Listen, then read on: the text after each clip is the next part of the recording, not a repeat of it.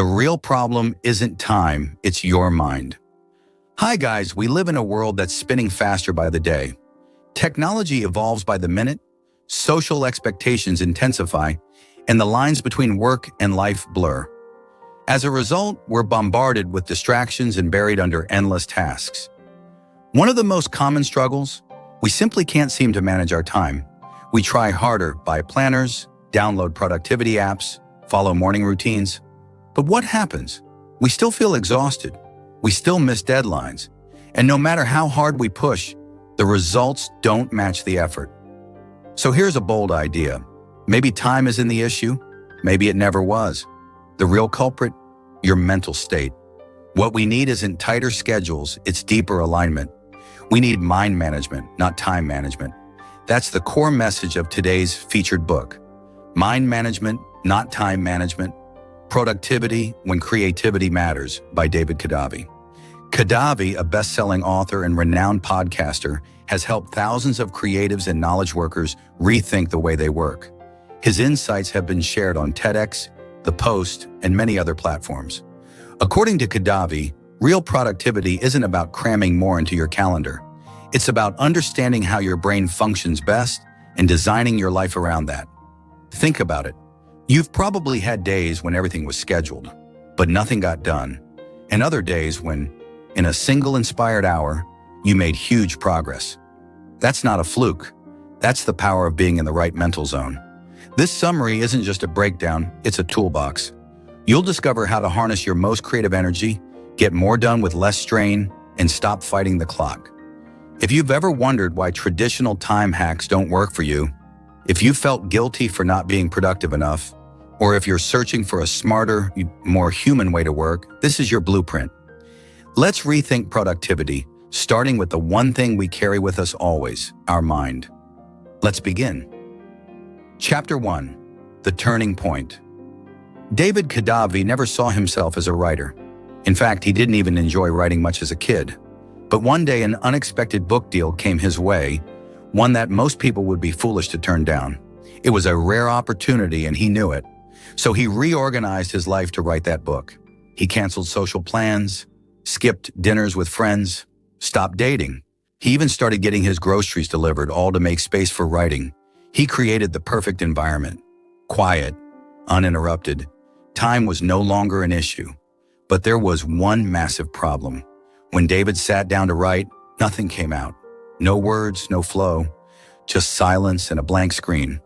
Days turned into weeks, and frustration piled up. Deadlines loomed. The publisher expected 25% of the manuscript within weeks. If he failed, the deal could fall through. The pressure was crushing. David didn't want to let down his family, his friends, or himself. He had worked too hard for this. In a moment of desperation, he signed up for a retreat in Costa Rica. It wasn't some dreamy writer's escape. It was a gamble he honestly didn't believe it would help. He doubted himself, but still he hoped a change of scenery might shake him loose from his creative block. Once there, he felt regret immediately. What am I doing here? He wondered. Then a small thing happened. While out walking, a stranger named Diego waved him over. Diego spoke to David in Spanish as if they were old friends. They didn't talk long, just enough to share a moment of human warmth, a moment of being seen. And somehow that brief conversation cracked something open. Back home, David sat at his computer and wrote his first chapter in just 1 hour. What changed? It wasn't time. It wasn't discipline. It was mental state. That one positive human moment shifted his mindset from stress to flow. He realized something vital. Productivity isn't about forcing output during block time. It's about entering the right mental space, the zone where creativity lives. That's when the core idea hit him. We don't need more time. We need better mind management. Mind management means recognizing your internal signals, your motivation, focus, emotions, and learning to work with them. It's not about grinding through a schedule. It's about building momentum by tapping into your best mental state at the right moment. Ever stared at a to-do list and felt zero motivation? That's time management failing you. Mind management asks a different question. What am I in the mood to do? And what task fits that mood? That subtle shift changes everything. When your internal energy and external actions align, you get more done without burning out. You don't just move faster, you move smarter. Chapter 3. The Creative Sweet Spot. Creativity isn't a faucet you can turn on at will. You can't schedule genius the way you schedule a dentist appointment. You might sit down to write a song or paint a portrait, but unless your mind is in the right state, the magic doesn't show up. That's why Kadavy emphasizes the concept of the creative sweet spot, a unique window of time and mental clarity when your brain is naturally primed for creative work. It's not just about time of day, it's about how alert, open, and mentally aligned you are with the work you're trying to do. Kadavy introduces two powerful mental modes. Divergent thinking is when your thoughts scatter, explore, and roam freely. Ideas multiply. You're curious. You're collecting possibilities. Convergent thinking is the narrowing phase. You take those scattered ideas and begin shaping them into something real, an outline, a sentence, a design. Let's say you want to write a story about your first love. First, your brain wanders. Should I write it as fiction, a memoir, a poem? Should it feel nostalgic or raw? That's divergent. Then you settle. A short personal essay, told informally, no names. That's convergent. Creativity thrives when you can move between both modes, and that movement happens most smoothly during your creative sweet spot. These moments don't come from nowhere. They're shaped by your energy, your environment, your rest, and even your nutrition. If your brain is cluttered or depleted, you might sit for hours and get nothing done. But when you find your rhythm, one focused hour can outmatch an entire unfocused day. Kadavy also points out something science confirms. Your energy isn't static. It ebbs and flows. For most people, alertness and clarity peak in the morning hours, which is why many top performers, like violinists or authors, schedule their most focused practice or writing in those early hours. That's where his first hour rule comes in. Dedicate your first waking hour to your most important creative task. Why? Because early in the day, distractions are minimal. Your willpower is fresh.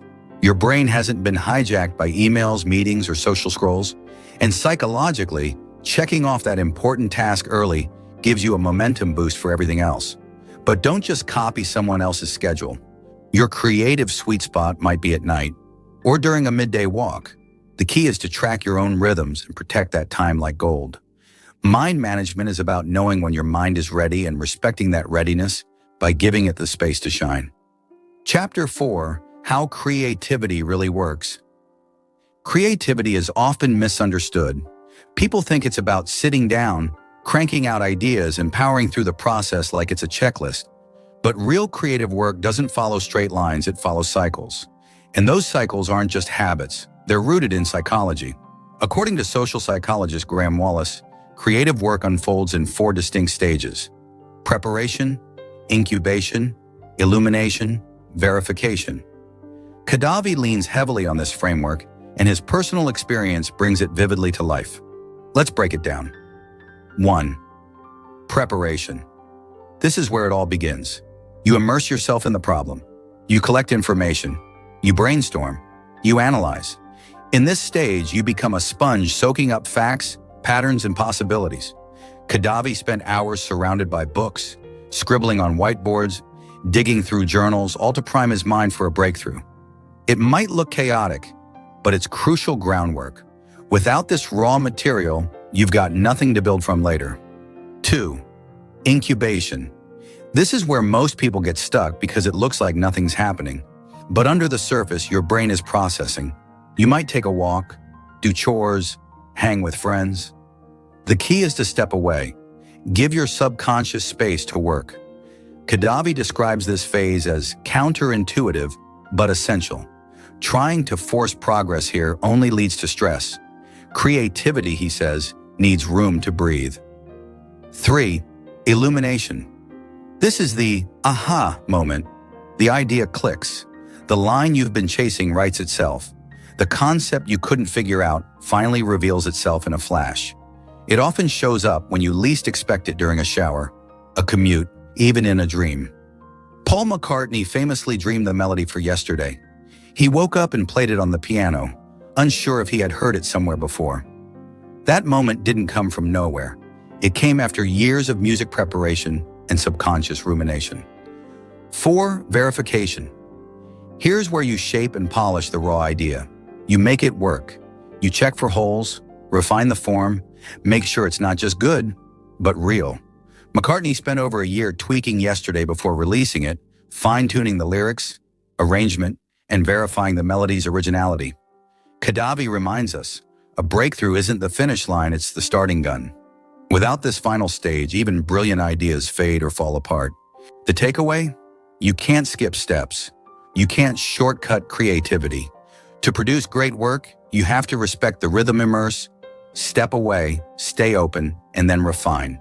If you treat creativity like a sprint, you'll burn out or stall.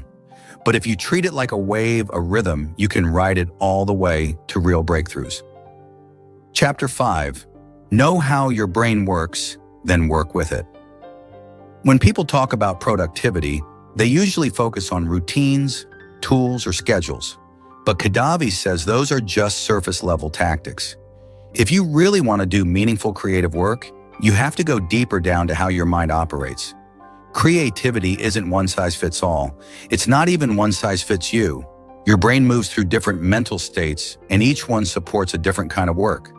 Kadavy outlines 7 mental states that shape how you function, and if you learn to recognize and use them, you unlock more creative momentum with less resistance. Let's break them down. 1. Prioritize. This is your planning state. You zoom out.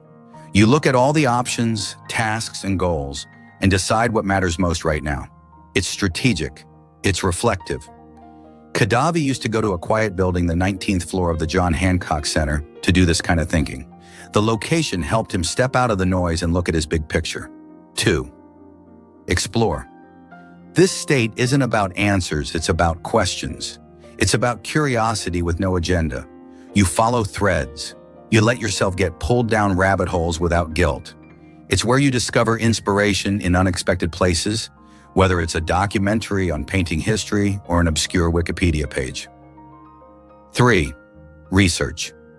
Here your curiosity turns focused. You're hunting for specific answers. What is the origin of this idea? How do others explain this topic? Is this fact accurate? This is where deep learning happens and where your creative output gains credibility and depth. 4. Generate now, you build. This is when you actually create. You draft the article, sketch the logo, write the script. It's messy, it's raw, but it's the core of any creative process. You bring ideas into the world in their first form. 5. Polish. You refine what you generated. You clean it up, fix the flow, tighten the language, add the missing brushstroke, edit what doesn't land. This is where good work becomes great work and where the audience finally sees the clarity that came from all your chaos. 6. Administrative. Even the most creative minds have to live in the real world. This is the state where you pay the bills, respond to emails, organize your files, and manage logistics. It may feel dull, but it's essential for keeping the rest of your creative life functioning. 7. Recharge, the most ignored and most necessary mental state. This is where you rest. You watch a movie, go for a hike, take a nap, laugh with friends. When Kadavy hit creative walls, he didn't force himself to grind harder. He booked a massage, took a walk, or just watched something silly. Rest isn't laziness, it's fuel. Here's the magic. You cycle through these states all the time, but most people do it randomly. The pros, they know which state they're in. They use that awareness to do the right task at the right time. Feeling foggy?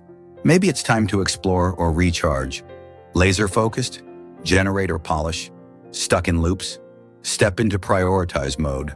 The goal isn't to be productive every second, it's to be strategically productive, based on where your mind actually is. When you master your mental states, you stop fighting your brain and start flying with it. Chapter 6. The Power of Creative Cycles. Kadavy's approach to productivity isn't about rigid schedules or mechanical habits. It's about rhythm, flow, seasons of focus and rest. He calls this pattern your creative cycle, a repeatable loop of creation and recovery that supports sustainable output. At first glance, his routine might seem strange. He wrote from midnight to 4 a.m., shut off his computer, then slept into the afternoon. Once up, he'd head to a favorite cafe and work there until closing. Not exactly a 9 to 5. But for Kadavy, that wasn't lazy. It was optimized. That cycle allowed him to write deeply when his mind was sharpest late at night and recharge during the day. He wasn't trying to copy someone else's rhythm. He was tuning into his own. That's the key. A creative cycle isn't about fitting your life into a preset routine. It's about discovering your own most productive timing, then repeating it in a way that creates momentum without burnout. Every creative cycle is made up of the 4 stages of creativity: preparation, incubation, illumination, verification, and supported by the 7 mental states. But the way you move through those cycles, that's personal. Take Beth, a fictional example Kadavy uses to illustrate this. Beth does her best idea gathering at night when the world is quiet. She lets her mind explore in the dark, scribbling loose ideas before bed, preparation. Then while she sleeps, her brain subconsciously connects dots, incubation. By morning, she wakes up with clarity and insight, illumination. She immediately jots down lyrics or melodies she dreamt up and spends the afternoon shaping and editing them, verification. The cycle completes not with burnout, but with breakthrough. And then she rests, resets, and begins again. Kadavy emphasizes, your cycle doesn't have to be daily. It can run across a week, a month, even a season. What matters is that it's repeatable and restorative. It builds output while preserving energy. This is a major mindset shift. Most productivity systems are linear. Do more, faster, without breaks. But creativity isn't linear. It spirals, it loops, it pulses. When you adopt a creative cycle, you stop judging yourself for needing breaks. You build a rhythm that your mind can trust. You increase your long-term consistency without sacrificing your mental health. In short, you don't just work better, you stay in the game longer. Chapter 7. Build a system that works when you don't feel like it. Even with all the insight, rhythm, and mindset in place, there will still be days when motivation tanks, when life gets messy, when you just don't feel like doing the work. That's where creative systems come in. Kadavy argues that consistency doesn't come from discipline alone. It comes from having a reliable, repeatable structure that supports you even when your energy doesn't. Think of a creative system as your safety net. It holds the process in place when your mental state wavers. One example, Kadavy had a rare chance to interview Dr. David Rock, author of Your Brain at Work, one of his biggest inspirations. The catch? The apartment Kadavy had just moved into was under noisy construction. He didn't know the area well enough to find a quiet recording spot. Rescheduling was out of the question. Rock was a busy, high-profile guest. Everything seemed set up to fail. But Kadavy's creative system kicked in. He took stock of what was in his control. He adjusted, improvised, stayed calm, and in the end recorded the interview. The process didn't rely on a perfect environment. It relied on a prepared mindset and a flexible system. Here's the key. A creative system is not the same as a rigid routine. It's adaptable. It evolves with you, but it always gives you structure to fall back on. One of the most powerful pieces of that structure is what Kadavy calls your minimum creative dose. That's the smallest possible step you can take to move your creative work forward. One sentence, one paragraph, one melody line, one sketch. That's it. Why does this matter? Because momentum is everything. A minimum creative dose keeps your project alive even when life tries to steal your attention. It helps you maintain emotional and creative investment. And often, once you take that first micro step, your brain kicks into gear. You keep going. Another tool Kadavy highlights is the idea of open loops. These are unfinished thoughts or tasks your brain keeps running in the background, like realizing your cat is almost out of food and mentally reminding yourself over and over to stop at the store. Until it's resolved, it lingers in your mental space. But for creatives, open loops can actually be powerful. When you stop mid-paragraph, your brain continues writing in the background. When you leave a sketch incomplete, your subconscious stays engaged. Those loops can keep your project alive in your mental space without requiring constant active effort. Creative systems use open loops, so let's recap what you've learned. Mind management is greater than time management. It's about matching your work to your mental state, not cramming more into your schedule. Discover your creative sweet spot by tuning into your energy patterns and aligning your work accordingly. Creativity isn't a grind, it's a cycle. Respect the 4 stages: preparation, incubation, illumination, and verification. Recognize and work with your 7 mental states. Each one supports a different kind of creative task. Build and honor your creative cycle. Find a rhythm that sustains you instead of depleting you. Set up creative systems that support progress, especially on hard days, using tools like minimum doses and open loops. In a world obsessed with speed, constant output, and hustle culture, mind management offers a powerful alternative.